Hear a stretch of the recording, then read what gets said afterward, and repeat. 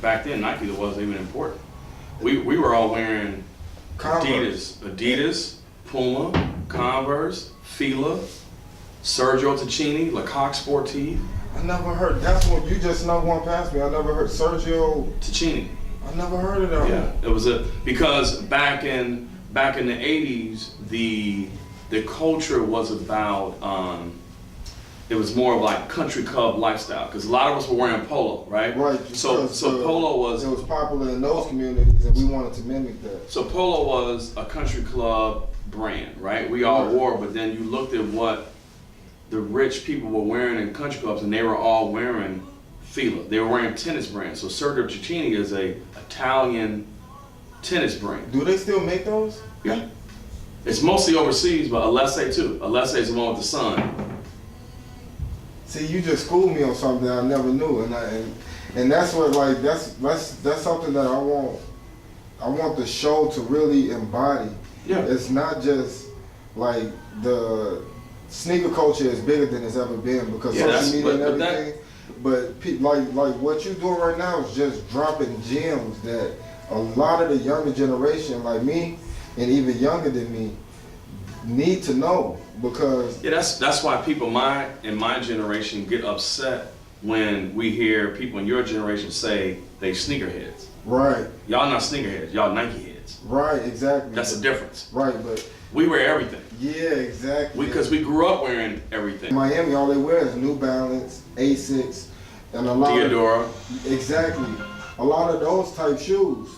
And he was like, yeah, bro, you think you're a sneakerhead, but how don't you know about these Asics?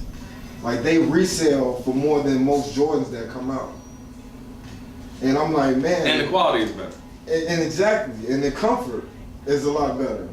So I'm saying, like, it opened my mind, because I always thought I was a sneakerhead because I wore, like, my favorite shoes are Jordans, Barclays, Foam Posits. It's Nike. But back to what we were talking about, the Jordan thing, about the quality, and basically what I was saying is that as the brand got bigger, right, and Nike saw how big that they needed to separate it, right? What's up, guys? When it went over $1 billion, that's when it got real, because it's a publicly traded company, right? So what they had to do was, bottom line, they had to make sure that they were putting enough product in the Finish Lines, the Foot Lockers, the Champs, the Foot Actions, to keep the numbers growing, because the brand can't show a loss. Right. This is why all of a sudden, not all of a sudden, but over the years, you've seen the growth, right? It used to just be retros. Then it was performance basketball. Now they got trainers. Now they got baseball cleats. Now they got soccer shoes. Now they got, because the brand has to grow and has to keep producing product for the masses, right? So then guys like yourself that still like retros, you're not gonna wear this stuff. You're not wearing Chris Paul, you're not wearing Melo, you're not wearing none of that, right? No. But you will still wear a top 3. Yeah. You're still gonna wear I got a pair of Shaqs. But I'm saying it's totally different. I'm just talking about brand Jordan, how they're trying to separate the customer but still keep the volume, because you can't make volume off retros, because if you make too many retros, then you can't create the demand that you want them to sell, right? Yeah, so you gotta diminish the importance of correct. So you gotta make volume over here, multiple models that can be multiple volume, that could be quote unquote your dumb brand Jordan shoes that retail between 105, 145, that don't really even service cities like Chicago and New York. It really services the suburban community. Right. It's really what it services, because it's like some of them don't even want to make the fight to get the retro, but they're like, oh, I still can wear brand Jordan. It's not far from. It's like if you wore a certain Jordan apparel, you might wear a Jordan t-shirt with like a little Jumpman. Right. They wear the one with the big Jumpman. Right. Right? Right. That's the separation. Oh man. The separation of the consumer. You know what I'm saying? So it's like But that's why you can't have the quality, or they don't have the quality now, because you can't make hand butter soft retro 4s and make 1 million pairs of them. It's financially unfeasible for the brand. So what they do is they send y'all off and make 10,000 pairs of calls, and thinking like, oh, the brand is coming back and they're doing these great things, and then they trick you with this next retro 1 that's made out of BS leather. One thing I did, but you know what I'm saying? But the leather on the shattered backboards was good. Yeah, that's how they get you. But then the next one you bought, the leather was terrible. Yeah, it's just insane that some of these people don't know the history behind some of these shoes. But how would they? If you really think about it, social media, I mean, everything is on YouTube. Take the social media piece out of it. If you're 24 years old and you grew up on the south side of Chicago, and your uncle or your pops or whatever, they weren't necessarily into it, how would you know? Yeah, that's what. It's not like it was in my day, bro, when you walk into a store and someone educated you. Like, the people that work in the stores don't know. They don't care. See, but that's like, they don't know. That's exactly what I'm hoping. It's just like AutoZone. That's what I want to use my platform to do. Is educate. Did you need help, man? No, I'm just browsing them. Okay. He's robbing for sure. Yeah, that's what he's getting. I love those things. That's what he's getting. Yeah, I know. Yeah, they're sick. Yeah, definitely these Robins, man. Yeah, I got 10 and a half right here for you. God. You guys remember the lows that zipped up? Do you remember those? Oh, yeah, I remember all of them. Those are goofy. I remember all of them. And they had the like bigger holes in the front. I forgot what they were called. I remember when Nike messed up because after his second shoe, Nike didn't re-sign him. He went with Converse. Converse. That's right. Yeah. And that shoe sold. And that shoe sold. Sun on the side. I had a pair of them, the white ones. Yeah. Because for me, man, like I tell a lot of, because I do a lot of interviews, but I have a lot of conversations with a lot of people. How old are you?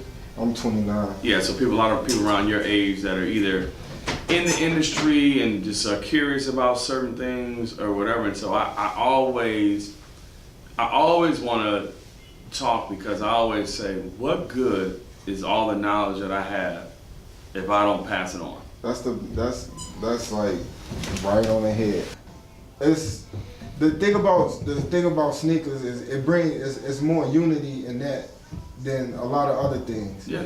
And it brings more people together and establishes more relationships than a lot of other things that's going on. And especially in Chicago, we get this bad light about violence, but it's a lot of positive things that's going on in Chicago that don't get spotlighted, especially in the fashion world.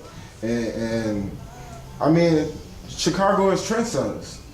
There's no other way to look around at. We set trends that the rest of the world follow, but we just don't get the credit. So I mean, that's like I mean, even if you just look at what's going on in fashion and music between Kanye, Virgil, Off-White, Don C, Woody White, Chance. I mean, pioneers. Just pioneers. It's kind of hard to argue, you know. I mean, you look at us. I mean, leaders. We've been around. This is our 15th year. See, and that's you know what I'm saying? Like, that's a question. A lot of people can't say that. We had Adidas, we had Reebok, we had Pony, we had a lot of collaborations. See, that's just something that I haven't even I didn't even know, and I live in Chicago.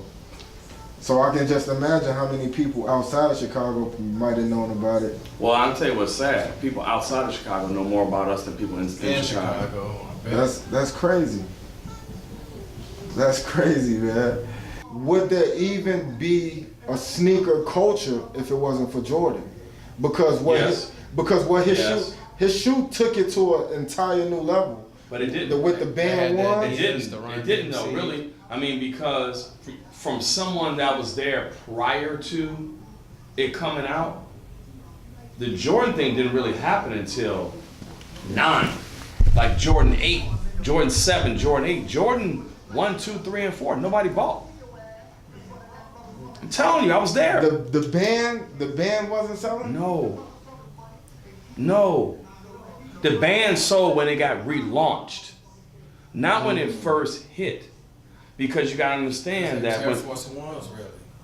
even it wasn't even a big deal when it first happened that the shoe got banned. People were like, oh, he can't wear a shoe. Because before his shoe came out, he was wearing Court Force. Yeah. White, red Court Force. Yeah. Okay? I seen the interview. Then when his shoe hit, we was all wearing Ewings. Not Ewing by Ewing, we was in Adidas Ewings. Right. And we was wearing top 10s and Adidas Forums. Like, we was like, oh yeah, them Jordans, they cool. We liked Mike, but the shoe didn't really have that effect. It wasn't, and then 2, only real cats wore the 2 because the 2 was made in Italy, iguana skin, and people didn't understand the design. So the 2 just kind of like passed people by. So basically when Tinker got involved. With a 3. That's when it took off. But it didn't even take off. It became impactful, but you have to understand, like, they weren't number 1 at the time. It was still Reebok was number 1 at the time, not Nike. Reebok was number 1. What I'm trying to tell you, like, your generation, like, you got to do the history. Like, before Mike signed with Nike, Nike was almost talking about going bankrupt. Yeah, you know what I'm saying? So it's like, because you had this fitness thing going on, so women was wearing Reebok Freestyle. You had 5411s, right? You had this whole thing where Hit the same. you had the hip hop thing that was going on with Run DMC Right. and Adidas. You had the Troop thing going on. You had the Fila thing going on. You had Le Coq Sportif going on. You had Starter going on. You had Apex One going on. You had Van Grapp going on. It was a lot of. That's the difference between us and you all. We weren't wearing one thing. Right. We wore everything. Right. So it took a while for people to really like get caught in the Jordan hysteria in terms of buying the footwear. People were caught in the hysteria of buying the jersey, because you got to remember, Mike's first 4 years, they didn't even make the playoffs. Right. The Bulls were terrible. Right. You're right. They made the playoffs against the Celtics, then it's like, he was playing with some bums, Brad Sellers, and you know what I'm saying, all these players. But then as the team got better, and Mike started elevating his game, then is when it hit. Because the original Jordans used to launch on Wednesday. Did you know that? No. They had to move it because people were skipping school. So they moved it to Friday. That didn't make it any better. No better. So then that's when they made it and moved it to Saturday, because they like, I ain't going to class, bro. I gotta get these Jordans. So that's when the Saturday release, the tradition started. Let me tell you how, and then when it did hit, let me tell you how bad it was. The Jordan Impact and starter jackets hit at the same time. Yep. So if you were on 63rd or Jewtown or somewhere and you was getting that starter jacket and them Jordans, you had to tell the person at the store, dude, give me a black bag. Yeah. Don't give me a Briar's bag. Don't give me a Tony Sports. give me a black bag. Because most people didn't have cars and you was getting on the bus. And you had to travel back to where you was from. Once you got where you was from, you was cool, but it was getting there. Yeah. Don't let them catch you with that starter jacket, boy. Man, I remember. Head off of them. I remember going sneaker shopping with my younger brother, right? And so I would go to the store with a duffel bag. You know what I'm saying? Like a gym bag, and I would put all the sneakers in the gym bag and let him leave, and I would walk out with the empty shoe boxes in case, you know what I'm saying, somebody walk out and was on that with me, you know what I'm saying? I just drop the bag and get out of there, you know what I'm saying? Man, you want another real story like Chicago sneaker culture? Before the Jordan thing and all that, us like cats my age, like sneakerheads, we shopped at the Upstairs store. You know about the Upstairs store? No. It was on Maxwell Street. You had to go upstairs to get to it. That's why it was called the Upstairs store. Right. And they had back then, you gotta remember, we was wearing Air Force Ones, right? So they had every high top Air Force One in any team color. White, yellow, white, purple, white, orange, white, green. Is that what started the people customizing Air Force Ones? No, that came like 15 years later. This is when Nike made all the shoes in the colors, but you could only get them at certain places. Because remember, there was no performance basketball. Like people was playing in Air Force. Air Force One came out '82. And see, that was actually another question that I had asked on the show. The question was, I'm gonna start charging you for all this video you take of me. Oh no, I'm telling you, like some of this stuff might be just, some of this stuff is that you schooling me right now. And you know what I'm saying? I'm never one of them people that think I know it all. I mean, I'm humble right now. So I'm just soaking in all this game you giving me.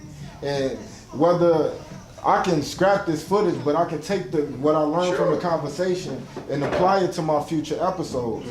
So when I encounter somebody who think they know it all, you just school me on something that I can probably just check them on. Okay, fact check. You're wrong. So I definitely appreciate the gems that you're giving me right now. And if I just want to tell you that I do appreciate it. But I'm like, not even like that, man. But like but the sneaker talk is just, man, I'm telling you, it's just something that I like doing. That's why having a show about it. So do you know like a lot of the Chicago retailers? Like, do you remember Tony Sports? Yeah, I remember Tony Sports. Do you remember the bag on Tony Sports? No. Like the characters on the bag? Like, I'm on the bag. Like me, Tony, his wife are on the bag. Yeah. I'm the original Tony Sports guy.